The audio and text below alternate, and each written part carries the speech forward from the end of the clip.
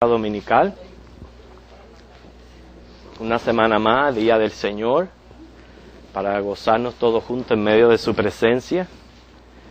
También en esta hermandad en Cristo, ¿verdad? Que todos gozarnos también en su palabra, en las alabanzas, en los cantos, en la adoración a nuestro Dios, pues Él es digno de suprema alabanza. Vamos a orar y vamos a comenzar la clase de hoy. Ante tu presencia, Señor, nos encontramos aquí, porque tú estás donde 2 o 3 se reúnen en tu nombre. Nos hemos reunido para la alabanza de tu gran nombre, Dios, pues digno eres tú de recibir la adoración de tu pueblo. Que estemos aquí, Señor, presentes temprano al dar comienzo a esta escuela dominical.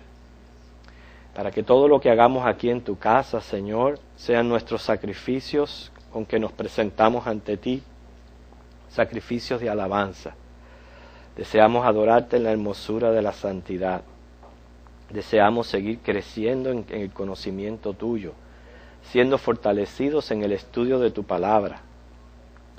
Señor, robusteciendo nuestra fe para que en los momentos, Señor, difíciles podamos estar firmes y podamos estar, Señor, centrados siempre en ti. Muchos beneficios tiene tu palabra, no solamente nos guía, nos instruye, Señor, nos muestra el camino de la vida, pero también, Padre Santo, nos capacita para mucho, mi Dios. Así que, Espíritu Santo, aquí entre nosotros, como cada semana oramos, guíanos tú a toda verdad, a través del estudio de tu palabra. Bendice toda esta escuela dominical y todas las clases que se están teniendo en el día de hoy. En Cristo oramos. Amén. Vamos a buscar Romanos capítulo 10, versículo 13 al 17.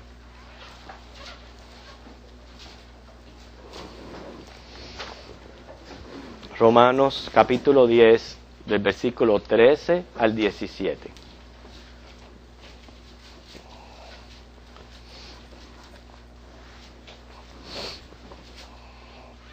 Lo vamos a leer todos. Una vez que lo encontremos, Romanos 10, del 13 al 17.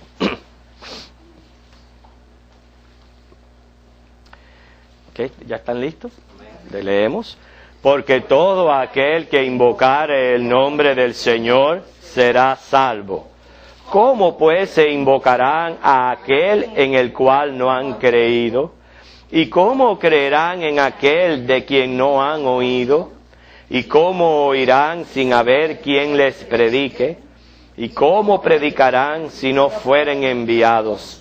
Como está escrito, cuán hermosos son los pies de los que anuncian la paz, de los que anuncian buenas nuevas.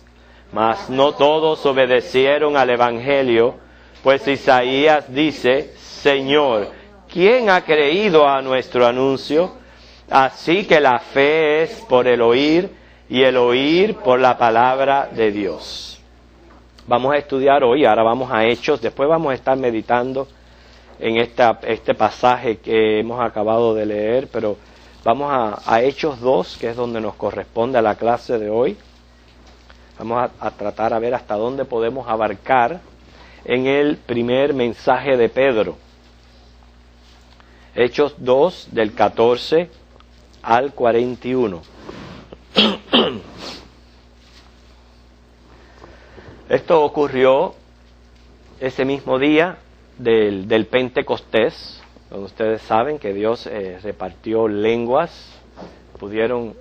se pudieron entender en su mismo idioma, y todo esto provocó que algunos que estaban allí pues se burlaran, inclusive dijeran que los que estaban eran borrachos. Eso fue lo que dijeron algunos de los que estaban alrededor. Eso nos muestra a nosotros, hermanos, como dice que el Evangelio es locura para el que no cree. Es completamente locura, no lo entienden, no pueden apreciar las cosas que nosotros apreciamos, no pueden ver nuestro gozo, no entienden cómo el cristiano puede estar en la iglesia y no atraerle otras cosas mundanales. Nada de eso lo pueden entender. ¿Por qué? Porque están en su vieja naturaleza, y por eso es que muchos de los que estaban allí no entendían lo que estaba ocurriendo y dijeron que pues lo que estaban era borrachos. Y Pedro levanta una defensa, pero después de la defensa él predica públicamente a Cristo, y es la primera vez que esto ocurre de esta manera. O sea, hasta aquí ellos, sabemos que el Señor les comisionó cierta vez para ir por los poblados, para ir predicando a las casas, inclusive si algún poblado no les recibieren, sacudir el polvo de los pies y sigan.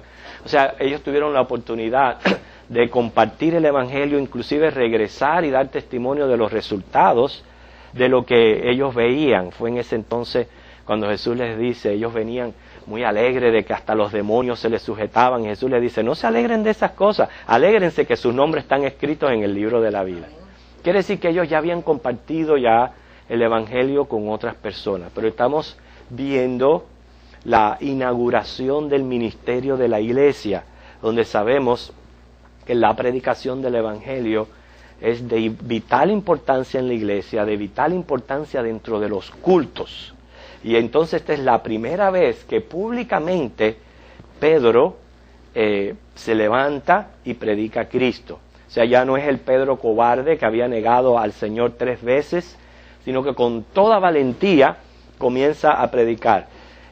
Y vale la pena mencionar esto porque inclusive empezamos ahora en el estudio de los hechos, pero vamos a ver cómo también junto con la predicación comenzó la persecución. O sea que había que ser valiente para hacer lo que hizo Pedro.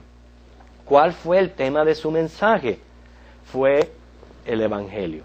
Estas personas habían sido enseñadas por Cristo desde su inicio, fueron testigos de lo que Cristo había dicho, de cómo Cristo había hablado a las personas, cuántas experiencias, cuántos testimonios sirvieron para su preparación. Quiere decir que Pedro y los discípulos fueron al mejor de los seminarios que pudiéramos mencionar. Y vale la pena siempre la preparación académica. Eso lo repito una y otra vez más. La preparación académica es muy, muy buena, pero la preparación académica sin el llamado y la capacidad del Espíritu Santo, pues no se llega muy lejos. Estos hombres habían sido llamados, capacitados y levantados para llevar a cabo la predicación de este Evangelio. Esta fue la llave que a Pedro se le fue entregada en Mateo 16, 19. ¿Okay? Se le fue entregada el sentido que esa llave es el Evangelio, y el Evangelio es el que abre la puerta al reino de los cielos. Ya dijimos que se habían levantado antagonistas burladores ante el milagro de las lenguas, diciendo que estaban borrachos. Pero hay una diferencia entre el borracho y el que está lleno del Espíritu Santo. Hay una gran diferencia. El borracho termina siempre haciendo mal, tanto a su persona, como a su familia, como a todo el que tiene alrededor. Nosotros sabemos que eso es una realidad, que el efecto del alcohol, lo cual la persona se llega a emborrachar, tiene consecuencias desastrosas. Sin embargo, el que está lleno del Espíritu Santo, lleno de este gozo, lo que hace es siempre hacer el bien. Así que en ningún momento estos hombres estaban borrachos, sino gozando de la plenitud y la llenura del Espíritu Santo. Ok, vamos a ver entonces los versículos 14 en adelante.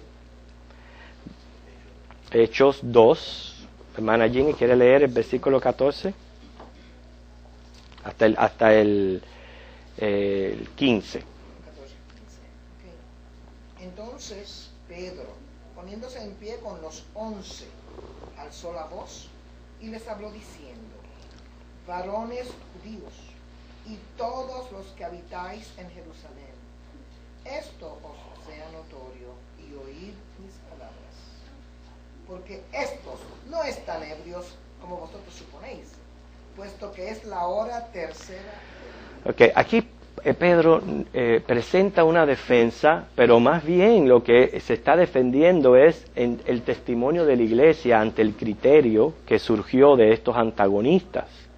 ¿Okay? Y no es que nosotros nos pongamos a pelear unos con otros, pero hay que, como él mismo dice, hay que prepararse para presentar defensa a todo el que viene y le pide de su fe. Hay que presentar esta defensa.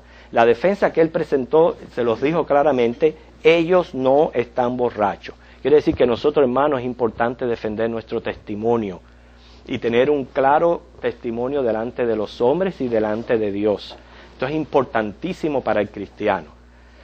Si ocurre algo del cual tengo yo que agachar mi cabeza, está el proceso de la humillación, del arrepentimiento, del perdón que viene de Dios y viene de aquellos a quien yo he ofendido. Pero si lo que se me está presentando es un prejuicio del cual no hay razón alguna, yo con toda mi frente en alto, yo puedo defender mi testimonio y presentar siempre defensa, porque es contra también la iglesia, porque yo soy parte de la iglesia. Y ellos allí eran parte de la iglesia, y por eso es que ellos él presentó esta defensa. Y la defensa lo dijo claramente, son las 9 de la mañana. Ahora, no solamente los judíos, tienes que estar bien viciado para amanecer a las 9 de la mañana ya borracho. Quiere decir que desde que abriste los ojos tenías el whisky al lado. O sea, tienes que estar bien borracho. No solamente por el hecho de la hora que era, sino que los judíos tenían por costumbre que en los días festivos, acuérdense que estaban celebrando la Pascua, en Pentecostés, era un día festivo, no era un día común. Ellos se abstenían de comer y beber hasta las 10 de la mañana o inclusive hasta el mediodía. Quiere decir que ellos ayunaban hasta las 10 y algunos hasta el mediodía. Entonces Pedro le dice, es nuestra costumbre, de ustedes que están hablando, es nuestra costumbre que hasta las 10 nosotros ni bebemos ni comemos. ¿Cómo ustedes me pueden decir a mí a las 9 de la mañana de que estamos borrachos? Entonces presenta esta defensa precisamente con datos lógicos, y por eso que la encontramos ahí en el capítulo 15, dice, es la hora tercera del día. ¿Okay? Proseguimos.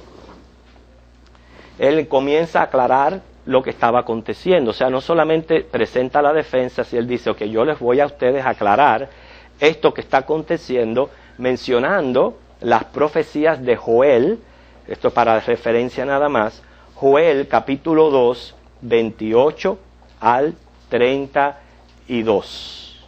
O sea que lo que estaba ocurriendo era el inicio de la dispensación del Espíritu Santo que iba a durar hasta la segunda venida de Jesucristo. Eso es lo que estaba diciéndoles Pedro.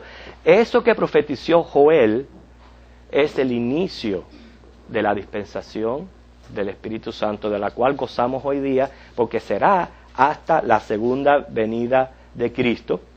Pero sabemos que en 2 de Tesalonicenses 2, del 6 al 8, dice que el anticristo vendrá cuando el que lo está evitando sea quitado del medio. O sea, y ese es el Espíritu Santo. Por eso vamos a encontrar aquí expresiones como en los postreros o últimos días, porque era una manera común de hablar de los profetas para referirse al final de la época presente. Okay. Vicky, ¿quieres leerme los versículos del 17 al 21, que es todo lo que está mencionando Pedro aquí sobre la profecía de Joel? Mas esto es lo dicho por el profeta Joel. En los postreros días, dice Dios, derramaré de mi espíritu sobre toda carne, y vuestros hijos y vuestras hijas profetizarán, y vuestros jóvenes verán visiones, y vuestros ancianos soñarán sueños. Okay, ven como, tú después vas a seguir leyendo, pero para explicarles aquí, ve como ellos dicen en los postreros días. Esa era una frase muy común de los profetas para señalar los últimos tiempos. Ya después de esa primera venida del Señor, prácticamente esos son considerados postreros tiempos. Por eso es, y piénselo y analícelo para que ustedes vean desde un principio de la creación, si no realmente son los postreros tiempos. Estamos hablando de más o menos unos 10.000 años que haya sido creada la tierra. Solamente hace 2.000 años prácticamente que Cristo vino y fue crucificado. Entonces, prácticamente, analice, 8.000 años del lado de allá, 2.000 del lado de acá, casi estamos en los postreros tiempos. Por eso que vamos a encontrar en la Biblia que ellos hablaban como si la venida de Cristo fuera ya a ocurrir eminentemente, porque al fin y al cabo no se sabe el día ni la hora. Y para ellos fue tan eminente como lo debe de ser para nosotros. Entonces él lo dice ahí, que en los postreros días Él iba a derramar su Espíritu sobre toda carne. Esa es la dispensación del Espíritu Santo en la iglesia. Ve, ahí toda carne no es todo ser humano, porque todo ser humano no goza de la llenura y plenitud del Espíritu Santo. Es una manera generalizada de decir lo que el Señor iba a hacer en la iglesia. ¿Okay? El 18. Y de cierto sobre mis siervos y sobre mis siervas en aquellos días derramaré de mi espíritu y profetizarán. Y daré prodigios arriba en el cielo y señales abajo en la tierra, sangre y fuego y vapor de humo. El sol se convertirá en tinieblas y la luna en sangre, antes que venga el día del Señor, grande y manifiesto. Y todo aquel que invocar el nombre del Señor será salvo. Okay, noten aquí en estas palabras de Joel, también se menciona visiones y sueños.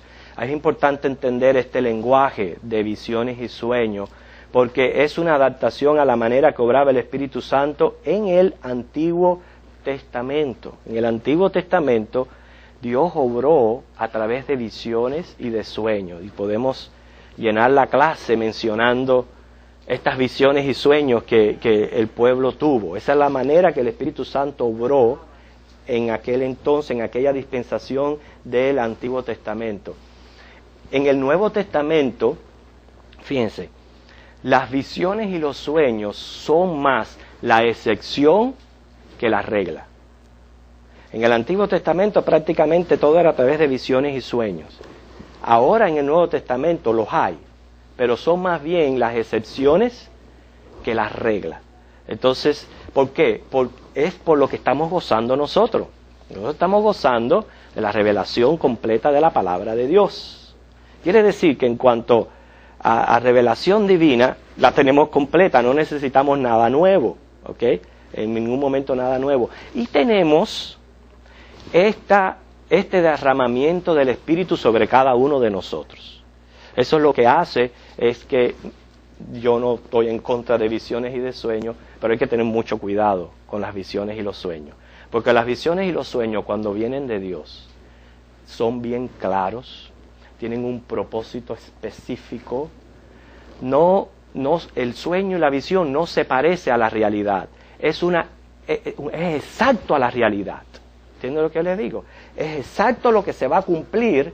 Es lo que la persona tiene en visión y tiene en sueño. O sea, entonces todas esas cosas nosotros tenemos que tenerlas en cuenta, porque cuando Dios quiere revelar algo a través de estos medios, que ya dijimos era común en el Antiguo Testamento, pero ahora viene a ser la excepción en el Nuevo, hay que tener mucho cuidado cuando yo me levanto y digo, tengo un sueño, tengo una visión. ¿Hermano?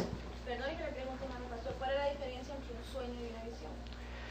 El sueño, por ejemplo, acabamos de estudiar Daniel. El sueño de Nabucodonosor, él fue mientras que dormía. Sin embargo, Daniel, en las 4 bestias, él vio esta visión, no estaba dormido. Él vio esta visión. Pero siempre tenían mensajes bien definidos, bien claros, eran interpretados cuando eran en simbólico, se daba la interpretación, o sea, el mismo Espíritu Santo revelaba lo que él estaba tratando de en ese momento decir. Y nosotros acabamos de ver un ejemplo en el estudio de Daniel, hermanos. Exactamente de lo que esto que estamos hablando. Pero bueno, tenemos que seguir con la clase, simplemente que nos demos cuenta el por qué Joel habla de la manera en que él habla, porque él era un profeta de Dios y era la manera común en que ellos hablaban. ¿Okay? Vemos claramente ahí donde él menciona esos últimos tiempos, prácticamente una pequeña porción del Apocalipsis ahí donde él dice que los prodigios de arriba en el cielo y las señales de abajo en la tierra. Eso es lo que va a estar ocurriendo en la gran tribulación, que van a experimentar eso. ¿Okay? Pero lo importante es que después que Pedro presenta primero la defensa, aclara de que no estaban borrachos. Segundo, explique el acontecimiento, o sea, no los deja tampoco sin saber. Y les habla estaba hablándole a judíos en unos términos que ellos reconocieran, y por eso se les menciona siempre profecía, para que ellos pudieran familiarizarse con las mismas profecías que ellos conocían y tenían, de que eso que estaba ocurriendo no era extraño. Ya Joel lo había dicho, que el Espíritu Santo iba a ser derramado sobre toda carne. Y ahí es donde él entra inmediatamente a presentar el Evangelio, diciendo: todo aquel que invocare, versículo 21, el nombre del Señor será salvo.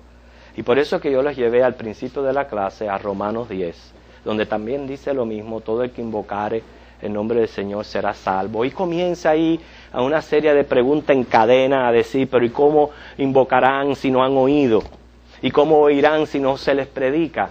¿Y cómo se les predica si no son enviados? Y comienza con esta cadena precisamente para mostrar la obra que hace el Señor a través de, si lo cogemos al revés, de atrás para adelante, ¿okay? Precisamente son enviados a predicar el Evangelio, las personas oyen el Evangelio, las personas creen el Evangelio, invocan y son salvos. Esa es la manera que el hombre viene a ser salvo por la fe del Evangelio. O sea que lo que Pablo hace, y lo hace así en una cadena, si lo ponemos, realmente funciona a la inversa.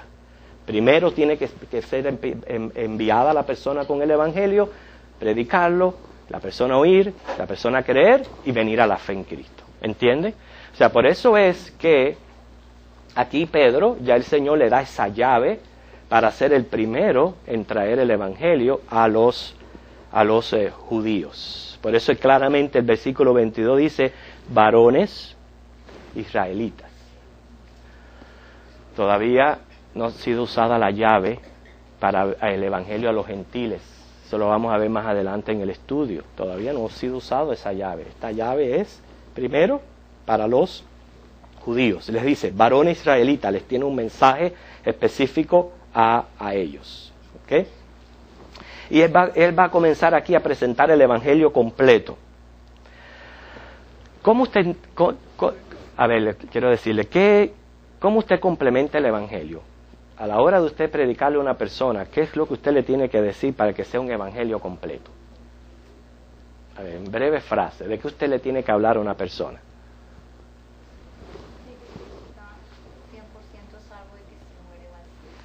Si esa es ya la preparación para la persona recibir el Evangelio. Pero el contenido del Evangelio, ¿qué es lo que involucra? ¿Okay? ¿Qué más? Claro, hablarles de Cristo. Hermanos, ayudarles un poquito. El Evangelio se trata de Cristo. ¿Qué es lo que hizo Cristo? ¿Okay? Murió. ¿Qué más hizo? Okay. ¿Qué más? Muy bien. ¿Qué más hizo Cristo para que complemente el Evangelio? Esa es parte del Evangelio. Muy bien. ¿Qué más? Ok. Como dice, resucitó. ¿Qué otra parte del Evangelio? La palabra lo menciona. ¿Qué hizo Él? Ascendió y viene otra vez. Quiere decir que todo lo que hizo Cristo viene a ser parte del Evangelio. Y eso es lo que Pablo viene ahora a presentarles, un Evangelio completo que implica la obra redentora de Cristo y la reacción de los hombres a este Evangelio. ¿Okay? Los judíos siempre pedían señales. Sin embargo, Cristo se las dio en abundancia y ellos no creyeron. Mira, dice: varones israelitas. Estamos leyendo el versículo 22. Oír estas palabras, dice: Jesús Nazareno, varón aprobado por Dios entre vosotros, con las maravillas, prodigios y señales que Dios hizo entre vosotros por medio de él, como vosotros mismos sabéis. Fíjate cómo él comienza, porque él está hablando a la mente del judío. Él quiere que ellos se convenzan de que él es el Mesías. Y nosotros sabemos que se esperaba que el Mesías hiciera prodigios y señales. Jesús las hizo. Es más, irónicamente, una de las señales más grandes que Jesús hizo fue lo que le puso la tapa al pomo, que provocara que de ahí en adelante los fariseos procuraran a Cristo matarlo. Esa fue la resurrección de Lázaro. Inclusive cuando veían que aquello había impactado toda aquella región y la gente estaba loca por todo aquello, siguiendo a Jesús, buscándolo. Dice que porque la gente, las multitudes estaban alborotadas, querían hasta matar al mismo Lázaro. Quiere decir que los prodigios y las señales que Jesús hizo delante de ellos, probando que era el Mesías, ellos no lo reconocieron y no lo creyeron. Por eso es que Él les habla de esta manera. Hizo algo muy grande que para nosotros hasta hoy lo obtenemos. Y es que cuando partió de aquí de la tierra, nos dejó su Santo Espíritu que está con nosotros. Así mismo es. Exactamente. Entonces nosotros seguimos, dice, como vosotros mismos sabéis. Y ahora le habla de la muerte de Cristo. Ve cómo siempre nosotros en el orden del Evangelio hay que presentar esa muerte, porque esa muerte tuvo un propósito salvífico. Fíjense que cuando Jesús le hablaba a Nicodemo, Él le dijo que Jesús había venido al mundo a salvarlo. Le dijo, no a condenarlo, a salvar al mundo. Que dice el 23, a este, y este es un versículo bien profundo, bien interesante, dice, a este entregado por el determinado consejo y anticipado conocimiento de Dios. Primero vamos a ver esta parte. Él fue entregado primero por Dios. Por eso dice, de tal manera amó Dios al mundo que ha dado a su Hijo unigénito. El que lo entregó fue Dios. En un anticipado conocimiento, quiere decir, primero consejo, un determinado consejo, algo que él había determinado, ordenado, y anticipado conocimiento, o sea, perteneciendo a la presencia de Dios, Él lo entregó. Por eso que en Pedro encontramos que lo que hizo Jesús ya estaba ya desde antes de la fundación del mundo, ya Él había sido entregado. O sea, que quien entrega a Cristo es Dios. En su plan eterno y soberano. Por eso que no solamente nuestra salvación, el haber sido escogido pertenece a esos tiempos, sino el plan de redención también pertenece a esos tiempos eternos y preordenados por Dios. Dice, entregado por el determinado consejo y anticipado conocimiento de Dios, prendisteis y matasteis por manos de inicuos, crucificándole. La muerte de Jesús no fue un accidente, no fue un asesinato, ni se le ocurrió a Dios en el momento que el hombre cayó. La muerte de Jesús es simplemente el cumplimiento del plan de Dios. ¿Qué dice Juan 19, 10 al 11?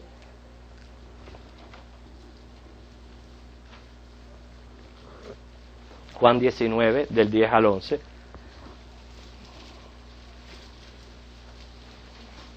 El que lo encuentre, lo lee por favor.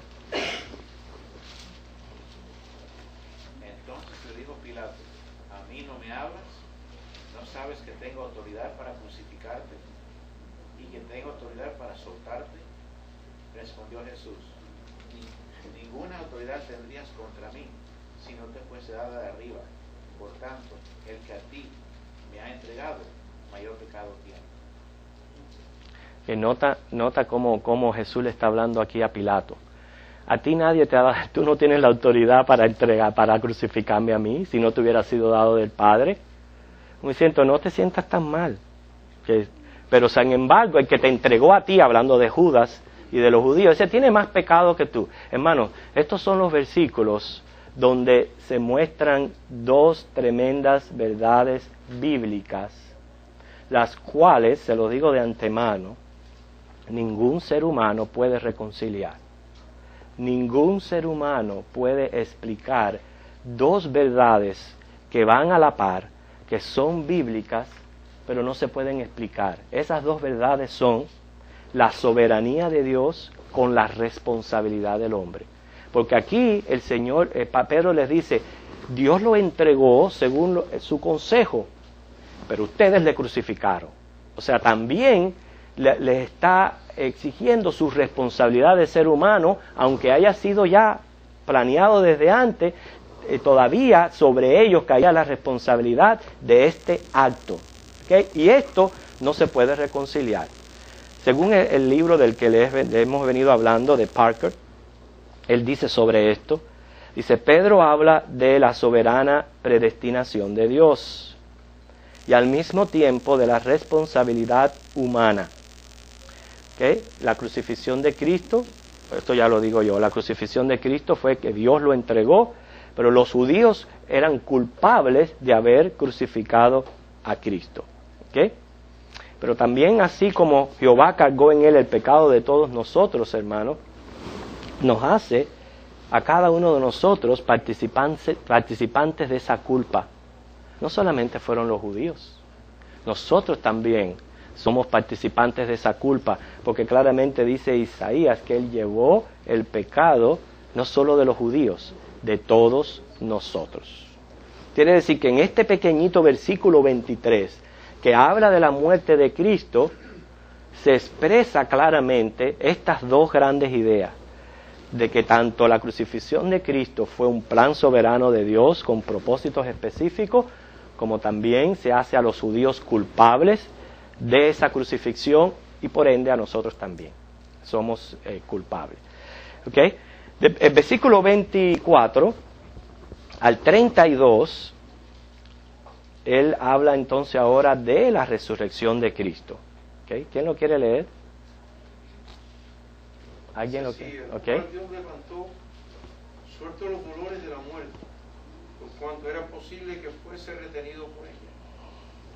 Porque David dice de él, veía al Señor siempre delante de mí, porque está a mi diestra, no seré conmovido. Por lo cual mi corazón se alegró y se gozó mi lengua, que aún mi carne descansará en esperanza, porque no dejarás mi alma en el Hades, ni permitirás que tu santo vea corrupción. Me hiciste conocer los caminos de la vida, me llenarás de gozo con tu presencia. Okay. Varones hermanos, se os puede decir libremente el patriarca David, que murió y fue sepultado. Su sepulcro está con nosotros hasta el día de hoy. Pero siendo profeta y sabiendo que con juramento Dios le había jurado que de su descendencia en cuanto a la carne levantaría al Cristo para que se sentase en su trono. Viéndolo antes, habló de la resurrección de Cristo, que su alma no fue dejada en el Hades, ni su carne vio corrupción.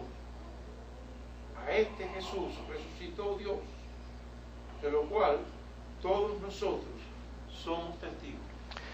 Okay. Nosotros sabemos que la resurrección de Cristo juega un papel importantísimo en la predicación apostólica, porque sin resurrección, tanto la salvación como cualquier intento de alguna religión es vana.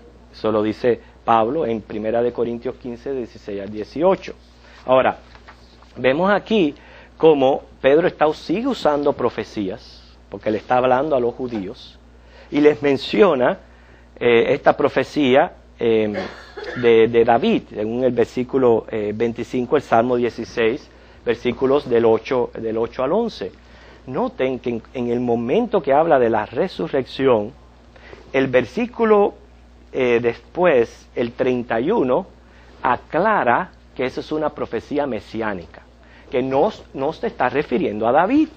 Es más, él mismo dice, el sepulcro de David todavía está entre nosotros. Quiere decir que esa parte donde dice, porque no dejarás mi alma en el Hades, ni permitirás que tu santo vea corrupción, es una profecía acerca de Jesucristo, de su resurrección. Por eso él lo aclara en el versículo 32. Según Parker, Daniel no se refirió a sí mismo cuando habló de la resurrección, sino que habló de la resurrección del Mesías. O sea que más que todas las señales, prodigios que Jesús había hecho entre ellos, como hombres, lo que más probaba que Él era el Señor y que Él era el Mesías, algo que aquel grupo estaba negando, era la resurrección.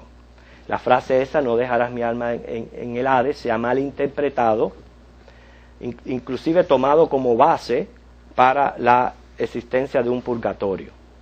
Que nosotros, no quiere decir, porque estamos también aprendiendo un poquito de cómo presentar el Evangelio según el mensaje que dio Pedro, donde estamos hablando de la muerte, la resurrección de Cristo, la ascensión y la segunda venida. O sea, quiere decir que vamos a hacer alguna aclaración ahora sobre esta teoría, pero no es para que nosotros lleguemos al primer individuo a decirle, ¿usted cree en el purgatorio? Y empezarle a hablar de estas cosas, porque lo que tenemos que presentar el Evangelio es hablar de Cristo. Eso es lo más importante. Ya después la persona irá aprendiendo y conociendo todos estos menores.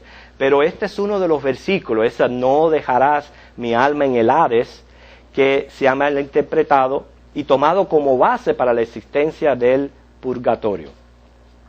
Según el teólogo Beckhoff, la Iglesia Católica cree que los hay que están perfectamente puros para entrar directamente al cielo. ¿Okay? Y muchos de ustedes vienen del catolicismo, ¿verdad? Yo no tuve esa oportunidad porque yo nací en un hogar cristiano, pero algunos de ustedes que fueron sacados del catolicismo pueden corroborar muchas de estas creencias. O sea que hay gente perfectamente pura que mueren y van directamente al cielo. ¿Okay? Yo soy católica, pero no practicante. Qué bueno. Entonces dice, hay otros que la mayoría de la humanidad, hay otros que creen, y ellos dicen que esta es la mayoría de la humanidad, ¿ok? Que están cargados de culpa de pecado y que no han recibido el castigo temporal merecido por sus pecados. O sea, que se van, pero cargados de pecado. Entonces, estos deben someterse a un proceso de purificación antes de poder entrar a la suprema bienaventuranza. En lugar de entrar al cielo, entran al purgatorio, lo cual no es un lugar de prueba, sino para preparar a los creyentes para la entrada definitiva al cielo. En ese lugar de purgatorio se sufre la pena de la pérdida, de estar excluido del cielo, el castigo de los sentidos y penas que afligen el alma. Según ellos, no se puede determinar el tiempo de duración, ya que la duración como la intensidad de los sufrimientos varían según el grado de purificación necesario. Pero se puede acortar mediante oraciones, mediante buenas obras que hagan los fieles que están en la tierra y por el sacrificio de la misa. Se dice que es inclusive posible que quede allí, que alguien pueda quedar allí hasta el día del juicio. Dicen que el Papa tiene jurisdicción sobre el purgatorio. O sea, que su prerrogativa puede conceder indulgencias, aligerar los sufrimientos purgantes y hasta darlos por terminados. ¿Okay? Ahora, noten este dato interesante que me dio este libro, el cual yo no sabía, pero el apoyo principal de esta doctrina se encuentra en 2 de Macabeos 12, 42 al 45. ¿Okay? Por lo que se entiende que por eso no es un libro canónico, porque un libro que apoye esta doctrina no puede ser inspirado por Dios. Por eso que lo excluyeron, por esa razón. 2 de Macabeos 12, 42 al 45 es el que apoya esta doctrina del purgatorio. Hay muchos otros pasajes que usan para apoyar esta doctrina, pero al estudiarlo nosotros sabemos que son sacados de contexto. ¿Okay? Pero lo principal, porque nosotros los creyentes, los cristianos, creemos que esta doctrina es falsa, ¿okay? Es porque está sugiriendo que a la obra expiatoria de Cristo se le puede añadir algo. Quiere decir que, un momentico, que no se va al cielo como Cristo como único camino. Él es una posibilidad, pero que se puede ir al cielo precisamente bajo este proceso de purificación, lo cual dice la Biblia que sin derramamiento de sangre no hay remisión de pecado. Y se puede ir al cielo inclusive por las, como dice las personas intercediendo. Y lo menos, como dice, lo más inconcebible es que el Papa tenga esta autoridad. Entonces quiere decir que el juicio de las almas, en vez de tenerlo Cristo, se le ha dado al Papa. Eso es una blasfemia, completamente una blasfemia. Por eso que encontramos que esta doctrina es completamente antibíblica. Y Jesús nos dejó una enseñanza grande sobre este tema en la parábola del rico y Lázaro. Usted puede leer en Lucas 16, 19 al 31, enseña todo lo contrario a esta doctrina, muestra que el único camino al cielo y la salvación es por gracia, no es por obra, y que cuando o usted va a un sitio o usted va a otro, de ahí no se sale más. Nunca más se sale. Así que, pero valga la aclaración porque es uno de los versículos que se ha tomado de base para la doctrina del purgatorio. ¿Usted quería decir algo, hermano? Sobre eso, de que ellos alegan que el alma va a sufrir ahí dentro, pero supone que el alma cuando uno muere, el alma regresa al Creador. No se va con uno para ir para el purgatorio o donde sea, como se llame. Va al Creador. ¿Cómo va entonces un alma allí a sufrir? Si se supone que vuelve al Señor. Bueno, según ellos, el sufrimiento es el no poder entrar al cielo. Y el alma está sufriendo por eso. Exacto, y las penas, las cargas que lleva. Entonces, o se purifica hasta el juicio final. Aquí empezó a prenderle velas y a mandarle misa y el pobre... Hermana, eso es lo que justifica que por qué hacen las personas eso. Es pura ignorancia. Pura ignorancia. Exactamente. Exactamente. ¿Y cuántas casas no se han quemado por esas velas que le prendan a los santos? Hermano Germán, ¿usted quiere decir algo? Anoche hablando de Argentina,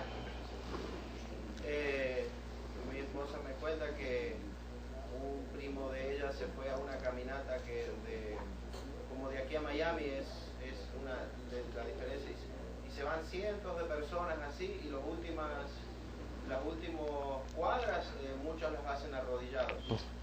Todos lo hacen para una virgen. Y la prima de ella cree que tiene sus problemitas de salud, cree que si va a misa como tiene que ir y hace esas cosas, Dios la va a salvar de eso. Cuánta ignorancia, ¿verdad, hermano? Pues yo recuerdo que en los años 53, 54, Cuba, yo estudiaba en el colegio La Salle, colegio católico. Recuerdo que por el Papa Pío XII estaba prohibido leer la Biblia, hablaban el catecismo, y siempre nos metían en la cabeza el purgatorio. Siempre el purgatorio lo tenían presente en todo momento, y siempre la religión católica se imponía siempre en ese problema de poner el purgatorio y que las almas iban al purgatorio. Falta de esperanza. Claro, faltas de esperanza, y de eso promueve, eso inclusive promueve la vida liberal que viven a muchos, porque si yo puedo entonces vivir así de esa manera liberal y pagarle a alguien para que después me... Hermana, sí. Ya debo pagar las misas. Por eso es que ellos, después que las personas mueren, siguen haciéndole misas, claro, y cosas para que lo saquen del... Para que lo saquen de ahí del purgatorio, y cuesta mucho dinero. Yo quería comentar lo siguiente. Como yo fui hija de padres católicos, en mi país se acostumbraba mucho orar, pedirle a las almas del purgatorio, pedirles que le concedieran, o sea, lo que uno necesitaba, se lo pedía a las almas del Mire para eso, o sea que no es solamente a los ángeles, sino se oraba a estas almas que estaban dentro de allí, como si tuvieran algún tipo de poder intercesor. Es increíble la ignorancia, hermano. Pero recuerden, cada vez que nosotros mencionamos estas cosas, hermano, nosotros tenemos que ver que todo esto es ignorancia. Y así andábamos muchos de nosotros. Gracias al Espíritu Santo que nos sacó de esa ignorancia, y ellos actúan así porque no conocen otra cosa. Por eso que es necesario la predicación del Evangelio y la predicación de que en Cristo lo tenemos todo, lo encontramos todo, lo suficiente para la salvación de nuestras almas. ¿Quién más quería decir algo, Magdalena? Mi familia en New Jersey es católica, la mayoría, acá toda. Y cuando mi mamá murió en el 2003, mi mamá era cristiana, no católica. Mi tía, a modo de consolación, me decía: no te preocupes, que tu mamá te está ayudando desde allá arriba. Digo, mi mamá no, el Señor, mi mamá no puede ya hacer más nada. valga la aclaración, Magdalena, en el sentido de que nosotros tenemos que entender que cuando la persona se va de este mundo, se acabó su relación con la tierra. Allí no hay nadie mirando para abajo. No, de verdad. Allí no hay nadie haciéndote favores, ni intercediendo a Dios para que te vaya mejor aquí en la tierra. Okay, uno dice, ay, no, porque mi mamá y mi papá, perdonen que uno sea así tan, como dice, sincero, pero es la verdad, hermano. No podemos basarnos en falsas esperanzas.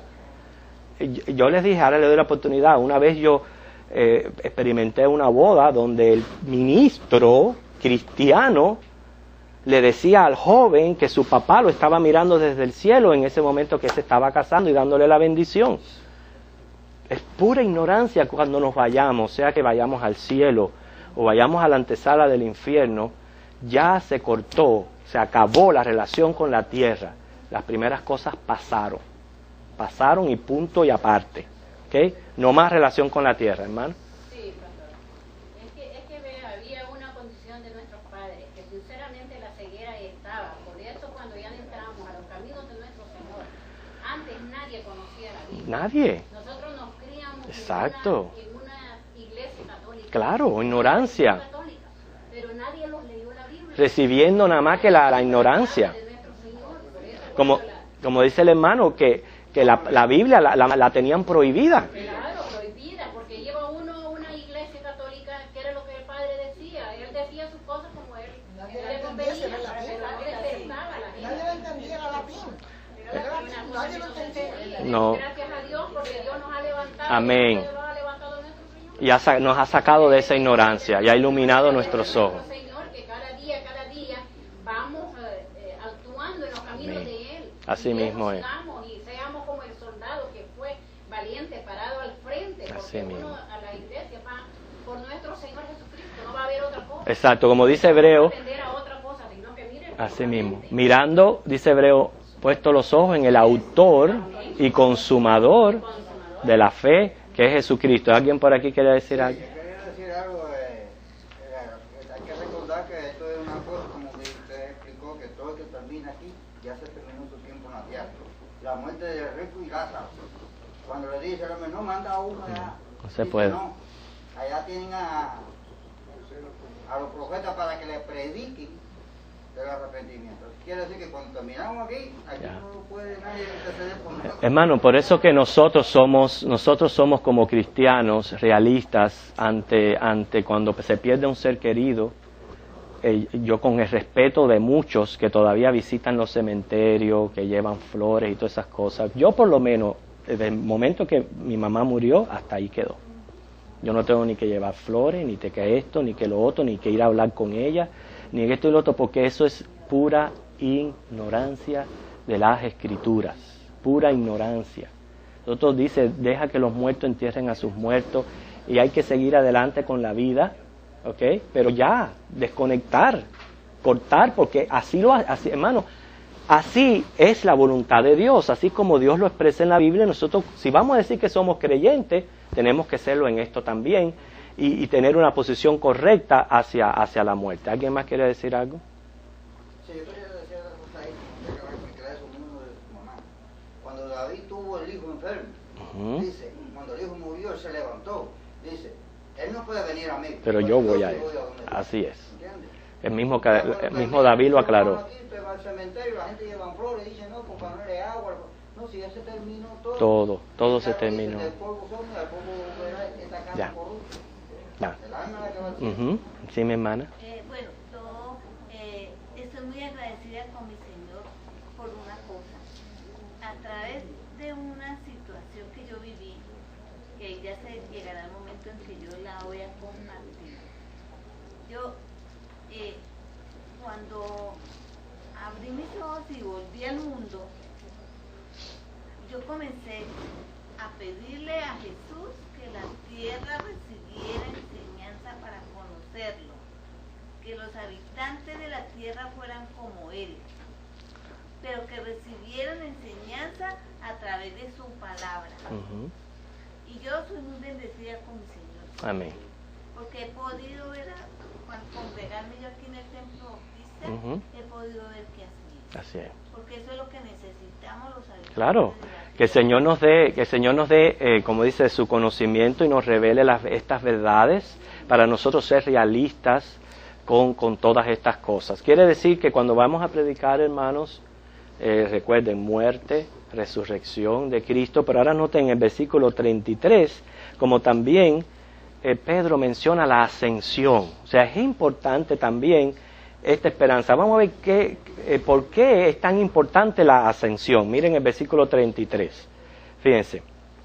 Así que, exaltado por la diestra de Dios, y habiendo recibido del Padre la promesa del Espíritu Santo, ha derramado esto que vosotros veis y oís. Él no dice, en estas palabras, Jesús ascendió, pero lo dice, lo expresa en esa frase cuando dice exaltado a la diestra de Dios. Esa es cuando Jesús ascendió y fue exaltado en ese lugar. ¿Por qué eso es tan importante dentro de nuestro evangelio? Porque Él allí está para interceder por nosotros. Él es nuestro intercesor. Quiere decir que no tenemos que añadirle a Él, ni a su ministerio, ni Él necesita ayuda, ni Él necesita nadie interviniendo entre uno y otro. Nosotros tenemos ahí a Cristo sentado a la diestra de Dios, ya intercediendo por nosotros, por nuestra salvación, por nuestra vida diaria. O sea que ese es su ministerio. Claramente ahí está mencionando eso es sumo sacerdocio. Y también la venida del Espíritu Santo, el don del Espíritu que es otorgado a todos los creyentes. Entonces continúa, el versículo 36 dice, sepa pues ciertísimamente, fíjense cómo él habla aquí, ya prácticamente para terminar su mensaje, que la semana que viene vamos a ver los resultados del mensaje. Sepa pues ciertísimamente toda la casa de Israel, que a este Jesús, a quien vosotros crucificaste, mira cómo lo vuelve a repetir la responsabilidad del hombre. ¿Sabe? En esa repetición lo que yo tengo que entender es, yo soy pecador, porque mi pecado fue lo que llevó a Cristo a la cruz. Todo eso fue ordenado en el consejo de Dios. Bien, pero mi pecado fue el que llevó a Cristo a la cruz. Cuando Él le dice ahí, vosotros crucificasteis, recuerden que es el pecado de todos nosotros quien crucificó a Cristo. Dice, Dios le ha hecho Señor y Cristo. Mire cómo Él termina. Él es el Mesías. Algo que ellos estaban negando y algo de los cuales la mayoría de los judíos del pueblo de Israel sigue con esa venda en sus ojos sin reconocer a Jesucristo como su Mesías. Entonces, en esta predicación de Pedro, él claramente habla de la muerte de Cristo, su resurrección, su ascensión, lo cual vemos ya la importancia de eso, que es su ministerio de intercesión, y claramente especifica las dos verdades, la soberanía de Dios con la responsabilidad del hombre, y termina diciendo que Él es el Cristo, que Él es el Mesías.